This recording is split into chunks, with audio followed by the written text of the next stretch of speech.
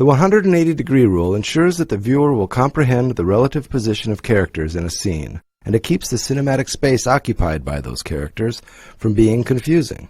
The following analysis of a scene from Alfred Hitchcock's Vertigo will help illustrate this important cinematic tool. Let's begin with the establishing shot, or master shot. Here we clearly see the spatial relationship between Scotty and Midge. Now let's draw an imaginary line between them. This line is known as the 180-degree line, the line, or the axis of action. This line is very important to the 180-degree rule.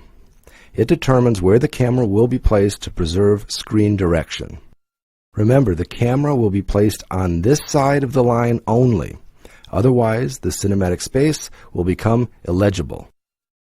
On this side of the line, there are 180 degrees of space that can be safely occupied by the camera without disorienting the viewer, hence the title, the 180-degree rule.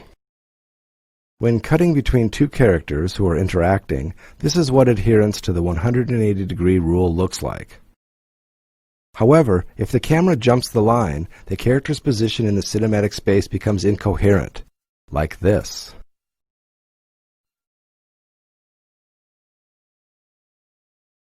Sometimes directors jump the line intentionally for dramatic effect. Ozu, an acclaimed Japanese filmmaker, did this often. And American director Michael Mann paid homage to Ozu in this scene from The Insider. But back to Scotty and Midge. We last saw them in the master shot, where, among other things, the axis of action was established.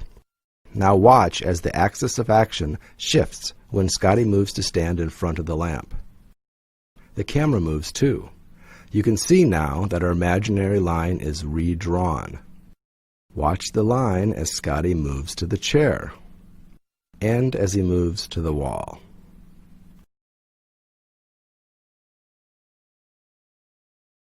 The important thing to be aware of is that while Scotty and the camera move around Hitchcock's created cinematic space, the camera remains on the chosen side of the axis of action.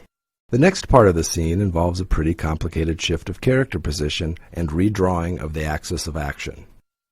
Midge gets up and moves to the record player while Scotty goes to the middle of the room.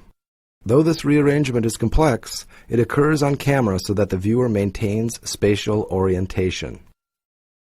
Now, watch as Scotty and Midge move side by side to the curious brazier. Next, Midge returns to her desk. Scotty moves to the couch, and the axis of action and the camera moves with them. Now comes a major reorientation of the axis as Scotty moves from screen right to screen left. Notice how he crosses over the established axis of action, thereby creating a new one. Now he is left of Midge. As soon as this new axis is established, it changes again as Scotty crosses the room, occupying space screen right of Midge, redrawing the axis of action once more.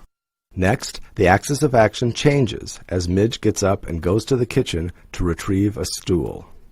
Finally, Midge approaches Scotty with a stool, and the axis of action changes once more before the scene ends.